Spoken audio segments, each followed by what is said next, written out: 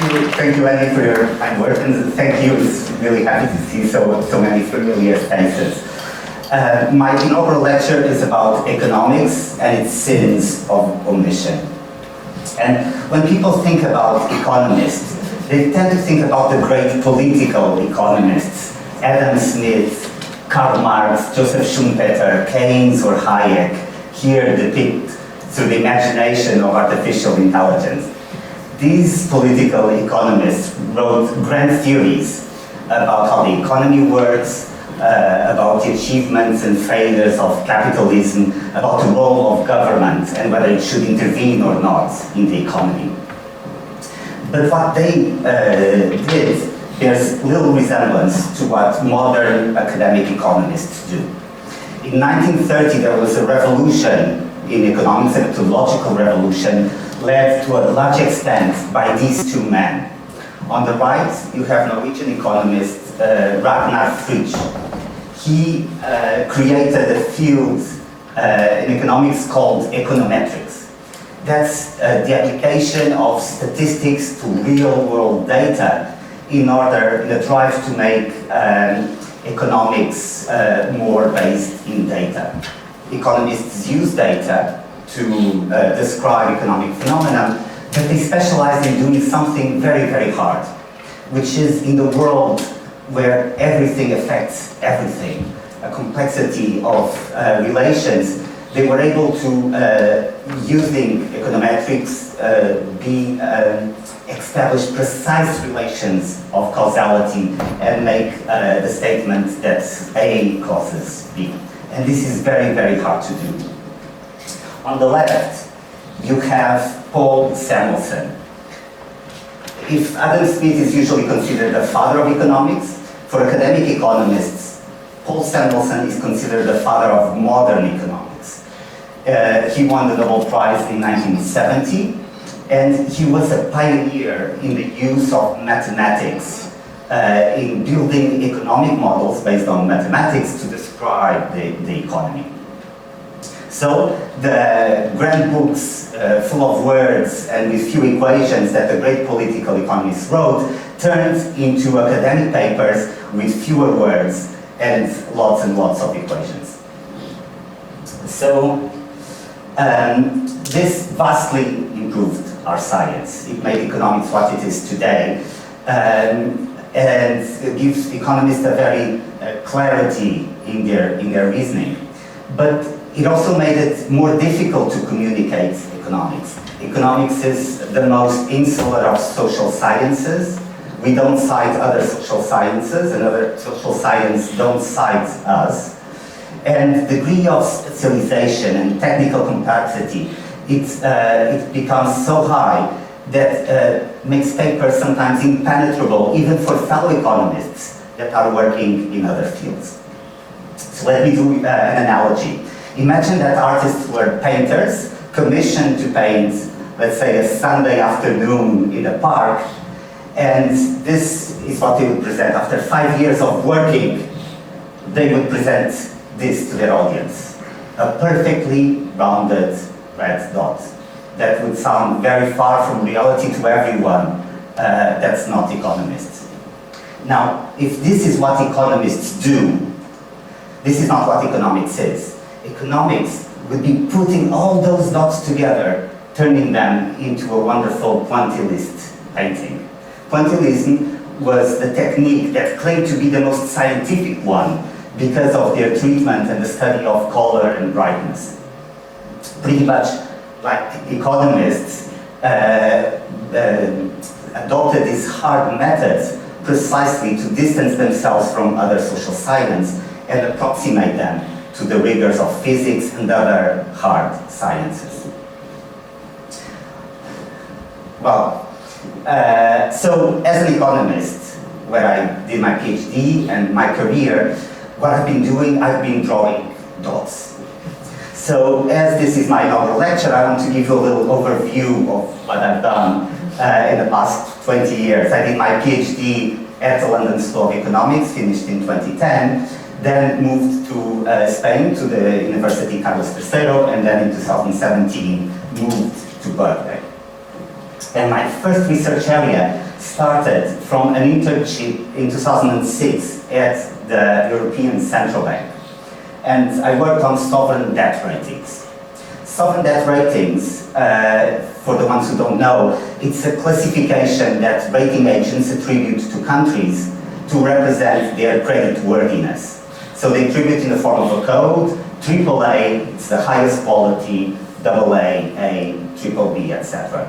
And this is very important because it affects the financial conditions that governments face when they borrow money, not just governments, but also the companies within the country. And I did a series of articles, empirical articles, so in the spirit of Ragnar Fritsch, each one answering a very specific question. So I asked what determines sovereign ratings, so what are the variables that rating agencies look at when they attribute a rating. Then, in the beginning of the euro area crisis in 2008, we tried to see if rating agencies behaved any differently to some countries when they attributed a rating. And then we studied the impacts on financial markets. When there is an upgrade or a downgrade, what happens to returns or volatility in the stock market or the bond market, and whether there is contagion, whether downgrading one country can affect others. Each article a precise question. And just to take a screenshot of my papers, this would be the statistical model, the econometric model behind some of these studies. Now, in my PhD, I started what became my main area of research, and this is really what I'm known for amongst my peers. It's my research on public sector employment and wages.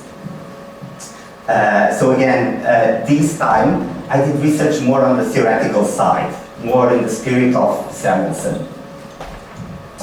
And I asked, what are the consequences of paying too high or too low wages to public sector workers? Is there an optimal wage the government should be paying? Do policies, employment and wage policies, foster nepotism, or do they affect education decisions? Why do women self-select into the public sector? Or why does the public sector hire so many college graduates? And what is the value of the job security that the government offers to its employees? And I did this with a mathematical model. So here is an example. This would be each equation would represent the relation between different variables, and then we use this model as your own laboratory to test the effects of different policies. More recently, I got interested in a wider field on human capital and education. Also a bit of mix of applied and theoretical work. I studied the effects of a school construction plan, primary school construction plan in Portugal. What were the effects on education? How public employment and wage policies affect education, but also the consequences. What are the impacts of education for entrepreneurship or firm size?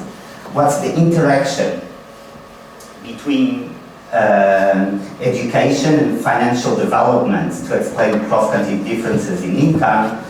Or more recently, I've been working on educational mismatch. Educational mismatch, 1/3 of all college graduates in the US and the UK, they are working in unskilled occupations like waiters or waitresses. And I want to, in a series of papers, trying to understand what are the economic consequences of this. And here it's another screenshot of another paper with equations. This is a bit more complex with integrals and distributions. So this is how the science works. You do particular dots, articles, studying very precise questions, and then as you go along, as you put more, as you grow in your careers, you then paint that picture, that pointillist painting, and you become an expert in the field. And in 20 years, I love economics as much as I did in year one. I love going to seminars and I admire the power of my science. But at the same time, you develop a critical view about your own science. And economics suffers criticism all the time, and I think many of them are unfair. So economics is very often accused of being too neoliberal. And I think this is a criticism that comes from the outside, from people who don't really know the science from within. If you go to an economics seminar, you'll see many, many papers that discuss situations where markets don't work very well, when there's market power, when there are externalities, coordination problems, difficulties in the flow of information, and you need the government to improve on market outcomes. But amongst the criticisms that I think unfair, I do think there is one consequence of this over-reliance in mathematical models, or almost a fundamentalism of establishing causality, that's damaging our science. And this was best explained by Nobel Prize winner George Akerlof. And he calls it the sins of omission. And what he argues is that this bias that economists have for these hard methodologies makes it not study very important topics that cannot be studied with these tools. So we would prefer to give very precise answers about unimportant problems, and we avoid studying some important problems that cannot be studied with these economists' tools. Sometimes this is called the black holes in economics, or in my analogy, these are just the empty canvases that we don't even paint because it's very hard to draw very, very perfect dots. And he gave 3 examples. The failure to predict the financial crisis, when there had been studies in economics in different fields, but they didn't talk to each other, and there was no one to put a narrative, and the ones who tried to put a narrative, well, it was just considered too soft to be accepted by economists. Also, global warming. These are very complex problems with multiple causes and effects that are difficult to study the hard way. Now, economics now does research in climate change, but it came very, very late to be interested in this topic. He also talks about motivations. There's very different motivations for human behavior, but economists focus on one, rationality. There is one way to be rational, easy to put in equations. Other forms of motivation are harder to put in equations. So today, I want to talk to you about what I think is one of these sins of omission of economics, the 4-day week. The 4-day week has been in the news in the last 5 years. I'll put a series of news. In 2018, a company in New Zealand, 250 workers experimented the 4-day week. They weren't the first, but they did something very interesting. They partnered with academics to actually measure the impacts. And they found that all the key performance indicators, nothing came down. It really improved, and the owner said there's no downside to a 4-day week. Then, in 2022, there was a pilot in the UK, 61 companies that decided to test the 4-day week. 90% of them kept them after 6 months after the experiment. Forbes talks about the surprising benefits of working 4 days a week. And there's been other experiments. There's been in Germany, US, Canada, Ireland, Australia, South Africa, Portugal, or Brazil. In most experiments, the majority, not experiments really, all trials, the majority of companies do keep some form of the 4-day week. There's also large companies testing it. In Italy, Lamborghini or EssilorLuxottica, producer of lenses, are doing a 9-day fortnight, alternating a 4 and a 5-day week. Also Unilever in Australia. And then you have business leaders, like the CEO of JP Morgan, that said the next generation of workers is going to work not 4 but 3 days and a half. And you have Bill Gates doubling down and saying that we'll have a 2-day week in 10 years, with an argument that technology would help us to will free up work. An argument that's the same argument as John Maynard Keynes 100 years ago, when he predicted that by now, 100 years later, we would all be working 15 hours a week. He got many things right, but clearly this is a prediction that he really failed. So this is at the company level. But there's also been attempts from generalizing 4-day weeks through public policies, through legislation. Iceland did a series of trials in the public sector that led to a change in the legislation, a reduction from 40 hours to 35 hours. There's been an ongoing experiment in a council in the UK, Cambridge, a liberal Democrat council. They've been trialing the 4-day week. Half of the key performance indicators improved, the other half was maintained, and they saved hundreds of thousands of pounds, because before they couldn't hire staff and they had to hire agency staff, and now they can fill in the positions. Scotland is also trialing in the public sector in 2 departments. The report is coming out next month. And the United Arab Emirates in 2022 did a big switch of their weekends. They had the Islamic weekends, Friday and Saturday, and they changed it to Saturday and Sunday, aligned it with the Western weekends, and gave half a day to all public sector workers. So they currently have a 4.5-day week in the public sector, and it's also accompanied by many companies.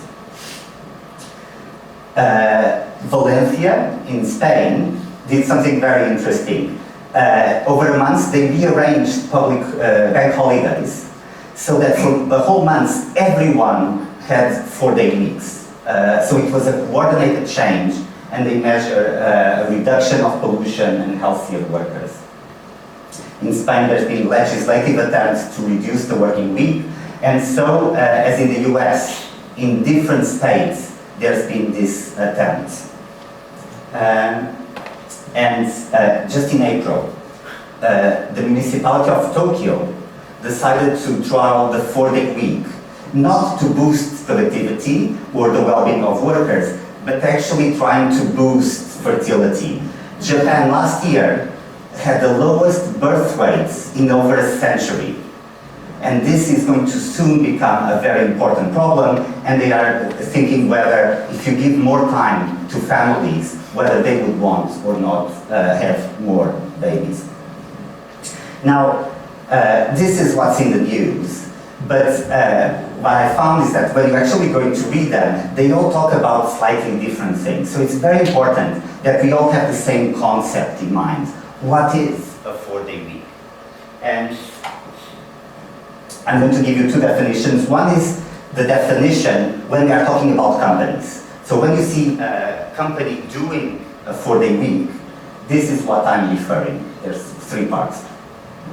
It is a form of working time reduction in which the average weekly hours are significantly reduced, typically by providing regular additional days off. So number 1, it is a reduction of working time. It's not compressed hours, doing 40 hours and cram them into 4 days. It's a reduction of hours, but it's done in a particular way. It's not reducing the length of your day, like for example France did with 35 hours, 5 days, 7 hours, shorter days. It's concentrating this reduction in more days off that are regular. So it's also not the same as holidays. Having more holidays are irregular. When you give a day off every week or every two weeks, this is the idea of the 4-day week. But there's more, there's the second part. And it's implemented at the establishment level rather than at the individual level. It's coordinated across teams, and it's accompanied by an internal reorganization of work. So this is not about having workers going to part-time. Part-time also exists. 40% of women in the UK work part-time, with cut in wages and very often loss of promotion opportunities. But that's not the 4-day week. The 4-day week means a change in how you organize work at the company level. And it doesn't imply cutting wages. And then finally, it does not mean, it can be implemented in many ways, and it does not mean that you have to reduce opening hours. It doesn't mean that the company has to close on Friday. Just as in a 5-day week, doesn't mean that the hospitals are closed on the weekend or restaurants are closed in the weekend. You can maintain opening hours, but just having staff working fewer days. Now, this is when you think about the firm. When you think about the macroeconomic, when you start thinking about legislation or public policies, you have a wider definition.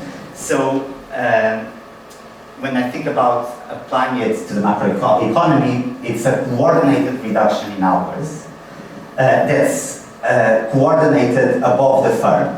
So this can be coordinated at the industry level through collective agreements, through bargaining of unions and employer associations, or even wider to the whole economy, applied to the whole economy through legislation. And this is what I'm talking about when I'm talking about the 4-day week. Now, the area, because it's all in the news, has sparked a lot of research in management, psychology, sociology, human resources, political science, political philosophy, but very, very little research in economics. And not just that, when economists are called for an opinion, they are either very skeptical or straight out against. This is a cut from a newspaper, from Fortune, and it says Germany is trialing a 4-day week, like UK, US, and Portugal, but the country needs the opposite of a shorter week, senior economist says. This is a trial in Germany with 45 companies that just decided to try the 4-day week, partnered with some academics to measure, no involvement of the government, but they, this is what the economist said, we should be working longer weeks, if that's possible. And this is something that I heard very often from economists, and I searched for the best, the most articulated critique of the 4-day week by economists, and it's by Professor Daniel Hammermesh. So I'd like you to hear. Daniel Hammermesh, is there a cost to this? I think there is. I can't believe that if, in fact, this were applied universally, even fairly broadly, that we wouldn't see a substantial decline in output and a substantial resulting decline in people's incomes. If employers could do this, my question is, why haven't they done this? Everybody would win. I just don't think they can very broadly. Joe, what do you... Daniel Hammermesh is a giant in labor economics.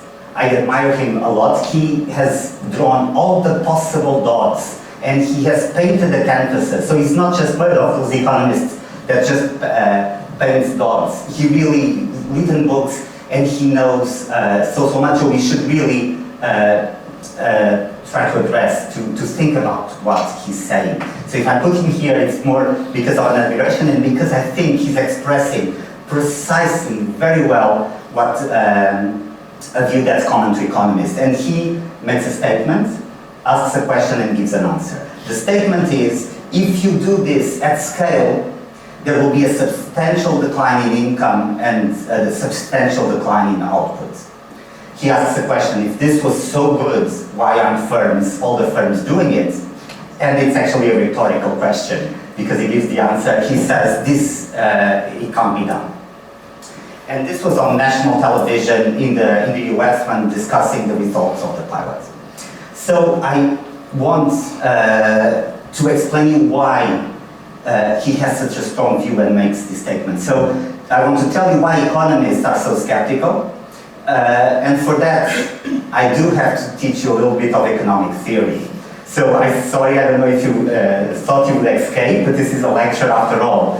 So I'll tell you about a theory. It's actually quite simple. It's 1 out of 3, I ranked it. We teach them to undergraduate economists. And it's a theory about time and how we split time, how we choose to use our time between working or enjoying leisure. When we are working, we are contributing to the economy, to the production of goods and services, to GDP. When we are enjoying leisure, we are happy. We have this psychological well-being that economists call utility. And what the theory says is that people should make their own choices, either individually or collectively, weighing the costs in terms of if you are not working, you don't have as much income, so you can't have as many material goods, with the benefits of utility of this well-being. But what happens if you implement a 4-day week at scale, if people choose to do it, either through legislation or decided collectively to do it? Well, on the positive side, you have this well-being of utility. So economists recognize that people will be happier with more free time. But on the other hand, you have a substantial decline in hours, 20%. And this will imply a big decline, substantial decline in output. And economists can even give you the quantitative prediction. A 20% reduction in hours would lead to about 14% reduction in GDP. Don't ask me how they do it. It's in our crystal ball disguised as differential equation. 14% decline in GDP. Just to put in perspective, the financial crisis in 2008 cut almost 5% of the GDP in the UK. The pandemic, devastating, cost almost 10% of GDP. We are saying that the 4-day week, will be like the two together. A huge self-harm or a really reduction in material standards. And this is so powerful, and it's a first-order effect, and that's it. Case closed. There's no point on really debating it. This is not a solution, it's just going to make it worse. And that's why Daniel Hammermesh means with a substantial decline in GDP. Now, I'll give you my view. So notice one thing, this theory has no history. It has nothing specific to today's economy that relates it. And actually, economists, you can use the same arguments, and economists use the same reasoning. In the 19th century, when we were working 6 days a week, 12-hour days, and people started saying, oh, maybe we should reduce them to 10 hours. Economists, this is a reduction of 17% in hours in the economy. This can't be done, it will damage the economy. When we wanted to move from 10 to 8, it's a reduction of 20% in hours. It's a substantial decline in output. When we moved from 6 to 5 days, economists, the president of the Brookings Institution, a very influential think tank in the US around the 30s, said the 5-day week is going to be a calamity, a catastrophe for the US economy. So you could apply this at any point in time. If we just follow this model, we'll still be working 6 days, 12 hours. So let me tell you my view. And a change of this magnitude would have countless other effects in the economy. It's going to affect the way we work, affecting productivity of firms, but also the efficiency and well-being of workers in the public and the private sector. It's going to have wider impacts in the economy because leisure time is not time away from the economy. It's not unlike the model that we have our free day, we go to our rooms, we close the door, we are happy, and then we come out without affecting the economy. James Tobin, also a Nobel Prize winner, said, every leisure act has an economic payoff to someone. It's in our leisure time that we go to the restaurants, hotels, that we travel, the entertainment or the culture industry. But it's also in our free time that we innovate. A lot of companies and a lot of innovation comes from regular people with a day job that use their free time to create a new company or a new idea. And also education. Birkbeck is the perfect example. Our students, they work during the day and then they come to us from 6 to 9 for lectures and then they study over the weekend. So they use their leisure time to educate, and that has also an economic value.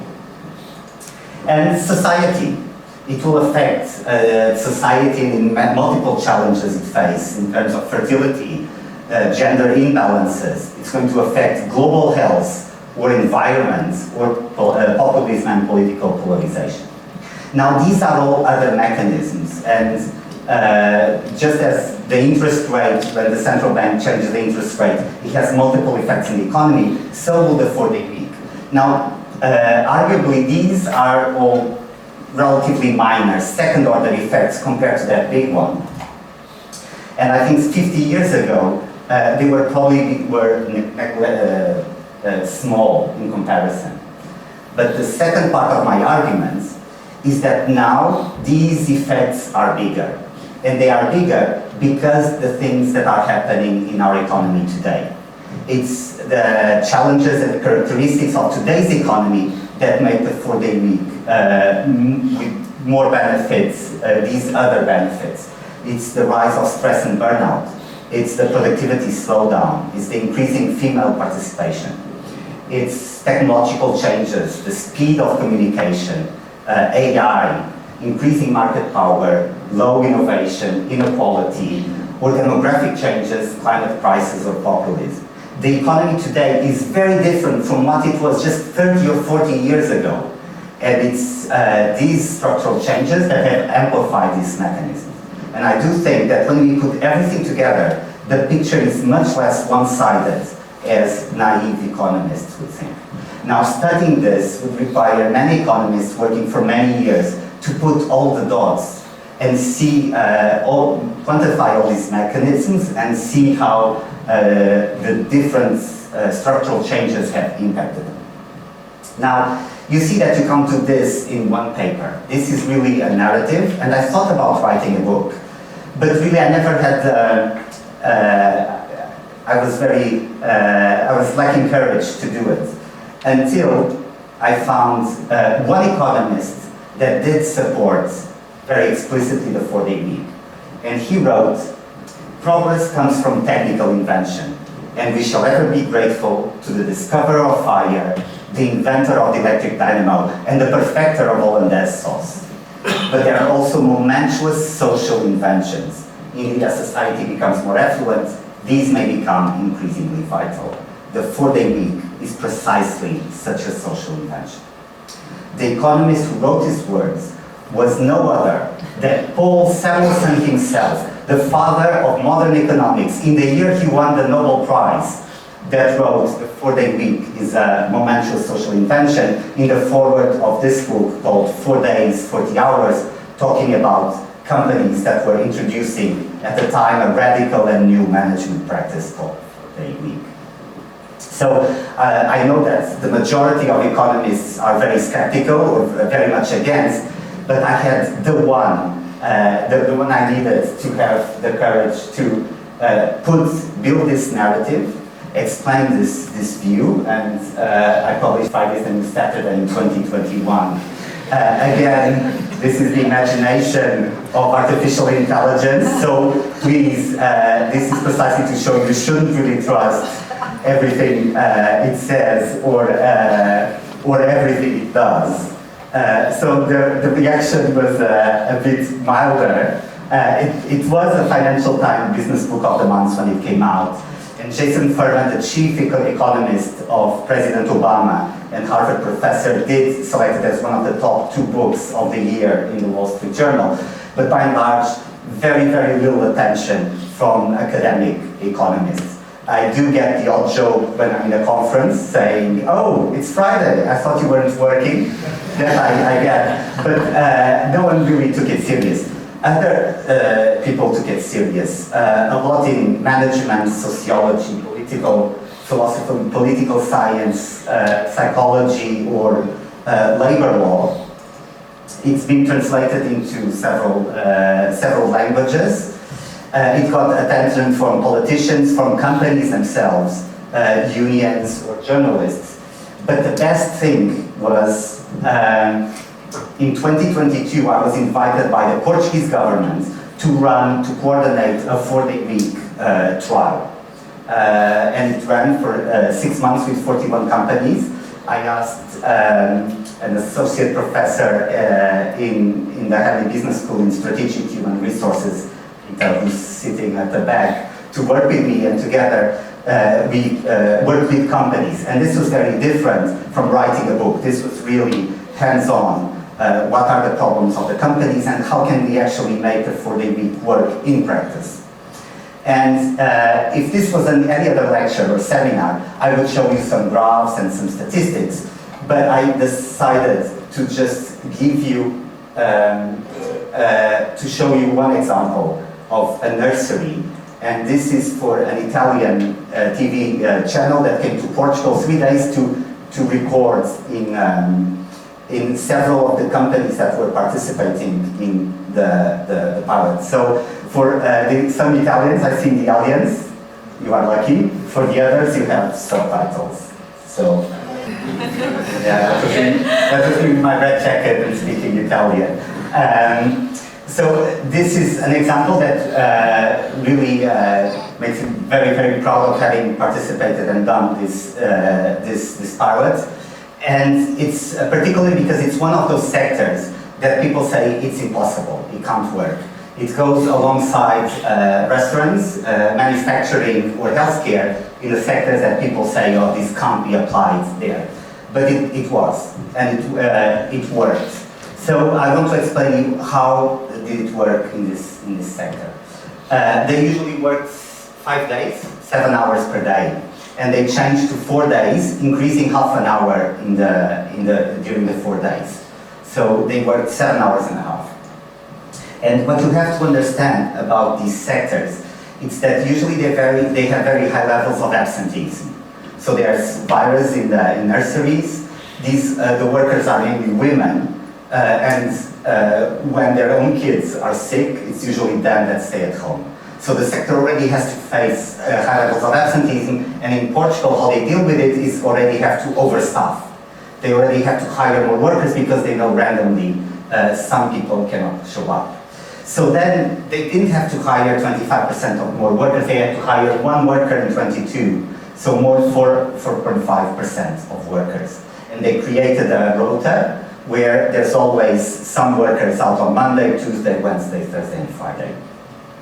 Outside the core functions, administration, etc., some workers became more of all-rounders, so it changed a bit the job description. So for example, when the cook is not there in the nursery, it's the cleaning lady that's also a very good cook that would cook on that particular day. And what they found is that it worked very well, 3 reasons. For one, operationally, they found that they all had more energy at the end of the week. It's very hard to work with kids, and after 4 or 5 days, everyone was tired. And now, because people had rested before, on Tuesday, Wednesday, Thursday, everyone felt there was more energy. There's also more stuff at the end of the day, which made life easier. But the really key is that absenteeism came down dramatically. Why? Because when someone can't come to work, they don't show up. They will swap with a person that's off that day. So they guarantee that the team is never short. So it worked. And when you put the numbers, reduction of weekly hours was 14%. They had to hire 1 more worker, so more 4.5%. So it means that the total hours in the nursery came down by 10%. The service was maintained. So what this really means that the productivity per hour went up by 10%. And at the same time, you gave 33% more non-work days to workers. And this is life-changing. When you talk to them, having a day for themselves, it's really, they talk about it, workers almost as a religious experience. But then let's think a bit more general. This was one case. And this is a view that I found very often when talking with unions, when talking with companies that never really thought about a 4-day week, is a very, let's say, accounting way. If you do a 4-day week, hours come down by 20%. Wage must be cut by 20%, or it doesn't pay off for companies. The other one, very common in unions, is that, oh, you increase employment by 25% to compensate the hours. Or if you don't increase deployments, then it must mean that there is a reduction of service by 20%.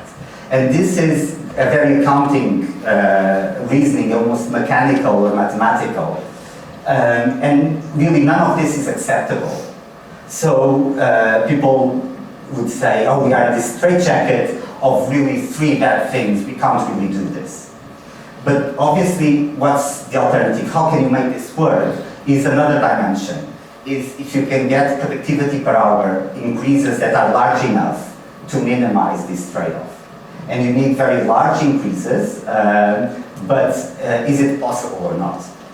And from my experience with companies that have done it, I won't claim that it's possible for every company, but I do want to point out the mechanisms by which productivity increases.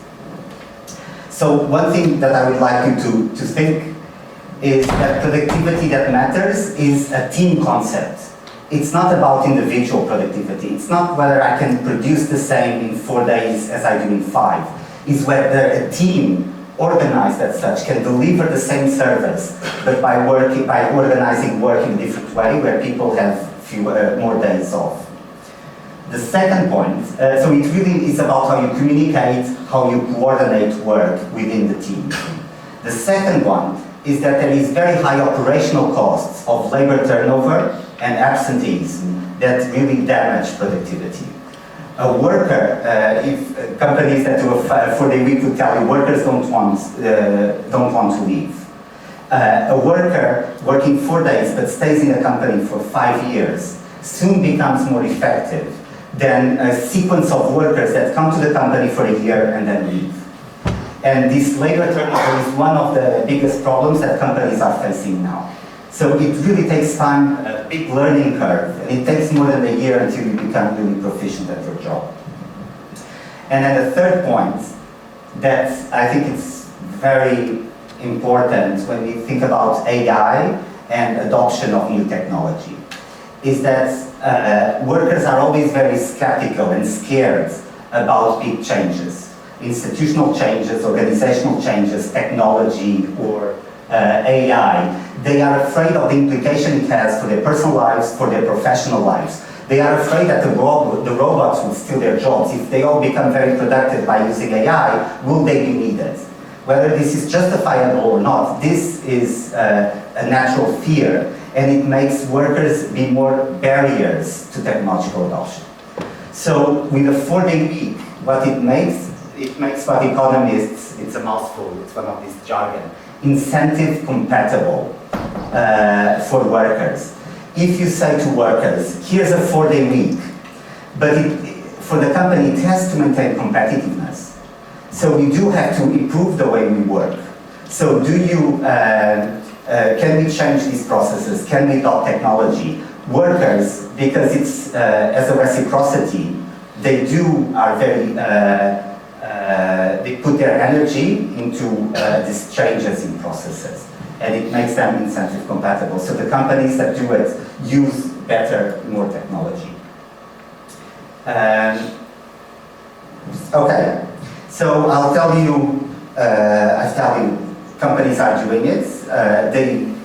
They see they become more productive. Most of them keep them, but we still have to answer Daniel Hammermesh question. Why aren't firms doing it? And it's a question very often from economists, from business owners who are really don't want to look at these examples. And actually it's quite sad because it has this, because they assume that it can't work. Then instead of looking at these companies as examples, they kind of look down on them. Managers they are sentimentalists because they are doing the 4-day week. They are not doing for profit. If they were really good managers, they will be trying to get as much of the employees as possible. So they look at them as they are what we should be looking as great innovators and try to learn from them. Actually, they don't even want to look at them. They think these are the cases that are just outside of the box that are not representative. And but let me answer. Going to another economist, another Nobel Prize winner, Sir John Hicks. He won the Nobel Prize in '72. But 40 years earlier, he wrote Theory of Wages. It's a book on labor economics. And this is, I'll read it in full, because I do think it was written almost 100 years ago. And he said about reducing working time: history gives us no ground for supposing that the reduction takes place all that easily. The long hours worked in the early days of the Industrial Revolution are notorious. They were reduced, it is well known, mainly by state regulation and trade union action. It was found, after they had been reduced, that the output of 11 hours might be greater than that of 12 hours of work. Employers had been working more than the output optimum without realizing it. Probably it never entered the heads of most employers that it was at all conceivable that hours could be shortened and output maintained. But it is clear that there were a few who had realized it. Why did they not reduce hours by their competition, just as enterprising firms force wages up by their competition? So if you see, this question is precisely Daniel Hammermesh's question. But what I find it, he just analyzes the reduction from 12 hours to 10 hours.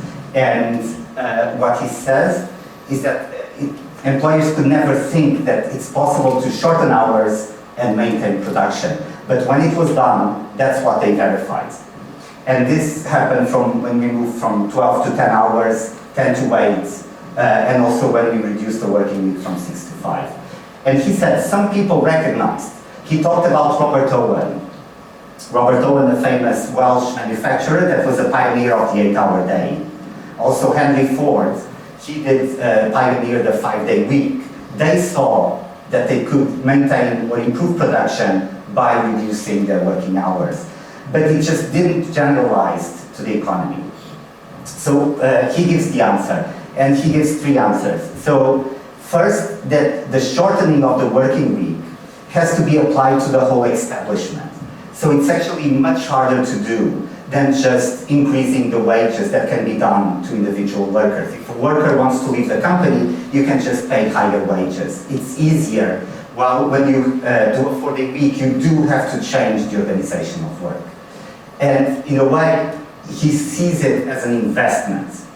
Economists would say that it's a change in the technology in the company. You have to make a big investment to make a change, and the returns are very uncertain.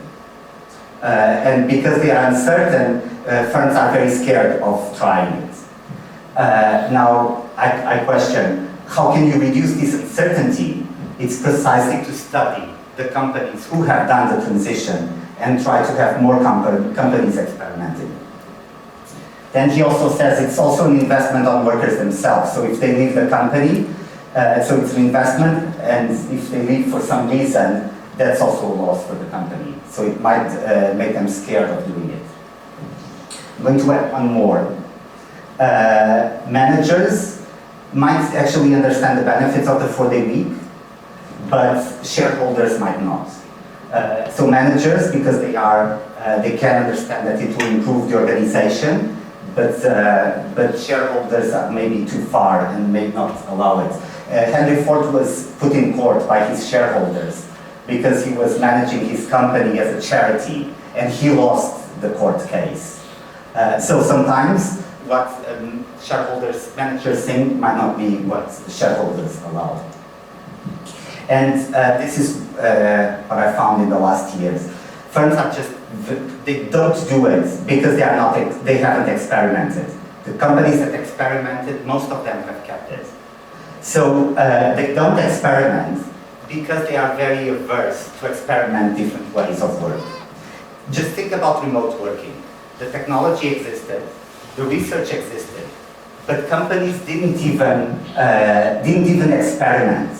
It had to come a pandemic to force experimentation, and then everyone would know the benefits, the costs, and it's not perfect, but in many situations it improves, it's a good to have in the toolkit of managers. And then finally, so I do think we should really be looking at companies that are trying the 4-day week in different sectors and learning from them. These are innovators, they are brilliant in what they do, passionate about what they do, and the innovation is just not in a good architect company or in a nursery, it's also then applied to the organization of work. So we should be learning with them, we should foster experimentation. But then I wonder, when economists have such a negative view of the 4-day week, when you have so influential and great economists going to the TV and saying this will be a substantial decline in output, what is their role in deterring experimentation? The Portuguese pilot cost £250,000, so almost nothing. Every government in every country could be doing it to harness the examples that exist in each country. But we just need to promote that. If you want to talk with people, entrepreneurs who have done a 4-day week, you can talk to Ken, who's right here, and in a manufacturing company, since the 70s, he was doing a 4-day week and then analyzed hours in a manufacturing company. And if you talk with him 5 minutes, you'll understand what I mean with this, the great examples that are out there that we should be studying more. And that's what I will do. My journey will continue here at Birkbeck, and it will be, I'll do other things, but it will be mainly focused on the 4-day week. And for now, it's this trying to promote experimentation, learn with these examples. I don't know if we can really implement it, but I know the first step is trying to get more and more companies to just experiment, measure it, quantify, see the effects. And I'd like to announce that it's going to happen, at least for a while. We've been invited, the same team, by the Azores regional government to run another pilot, this time in the public sector. So I'll work with Rita again. Rita will be coordinating this one, and it's actually I'm quite proud, because the previous government was a center-left government, and the regional government is actually a center-right coalition. So we were able to convince that it's really about trying to find a better way to work in the 21st century. This is not about politics or left versus right, and the fact that we are now working with a center-right government to do it, a trial in the public sector, is really, really important. I also aim to run a pilot in the healthcare sector. It's one of those sectors that, again, people say it's impossible, but it has so many problems related with human resources, shortness of staff, absenteeism, stress and burnout, and these are the problems that the 4-day week can help to ameliorate. And I'll keep doing what economists do best, which is to just draw dots. Each one, very precise question, just seeing all the mechanisms by which shortening the working week can affect the economy, positive, negative, how they are changing, and try to build that bigger picture, this time using all the economists' methods. And that's it, but I didn't want to finish before thanking everyone that accompanied me in this journey, which in the end is always shared. So these are some of my best teachers, some in Portugal, several at the LSE, my supervisor, Chris Pisarides, and these are all my co-authors on the papers that I've written. I learned a lot with them, and these are the new people I'm working with on the 4-day week. Most of them are not economists.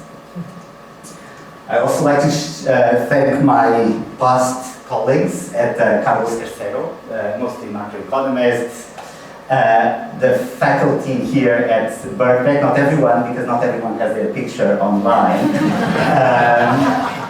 Also the students. I would fill 20 pages of students I would like, but I just put some of the PhD students.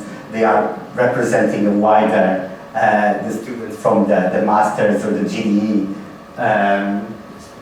It's quite a particular institution, Birkbeck, and you really love it because of their students.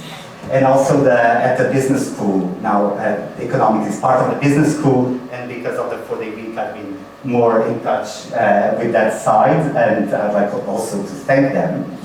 And also at the personal level. So friends in Portugal, friends in Spain where I've been, friends in the UK and elsewhere, and also my family that's always with me, and I'd like to thank especially this